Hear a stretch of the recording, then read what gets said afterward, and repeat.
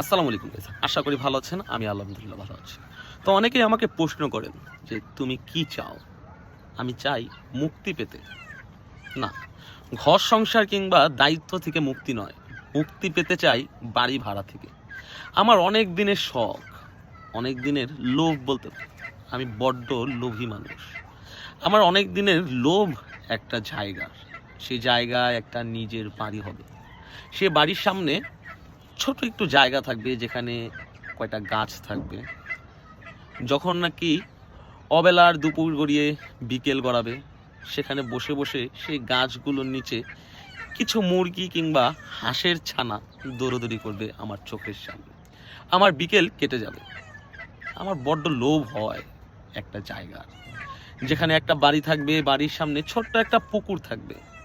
সেই পুকুরে হাস্যোজ্জ্বল রোদের মাঝে হাঁসের বাচ্চাগুলো দৌড়ে দৌড়ে নেমে যাবে।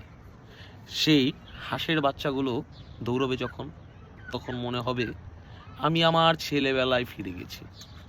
আমার জীবনটা সেই শৈশবের মতো উজ্জ্বল, দৌড়াচ্ছে দৌড়াচ্ছে দৌড়াচ্ছে।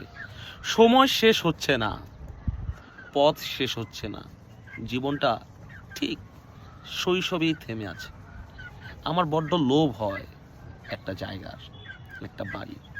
আমি মুক্তি পেতে চাই এই দায়িত্ব ঘর সংসার থেকে নয়, আমি মুক্তি পেতে চাই বাড়ি ভাড়া থেকে।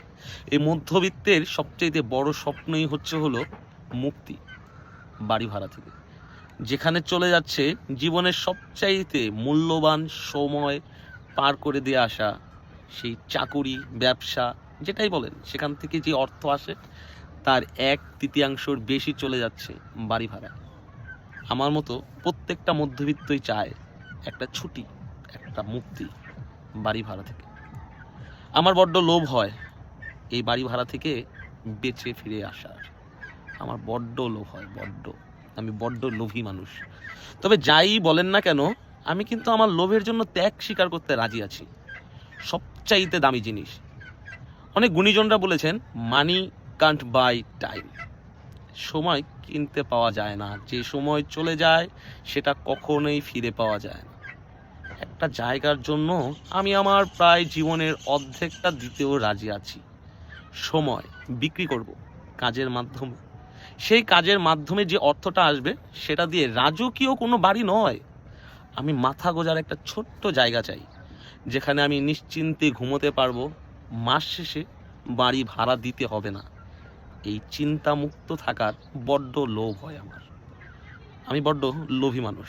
সাবধানে থাকবেন, আমার থেকে দূরে থাকবেন।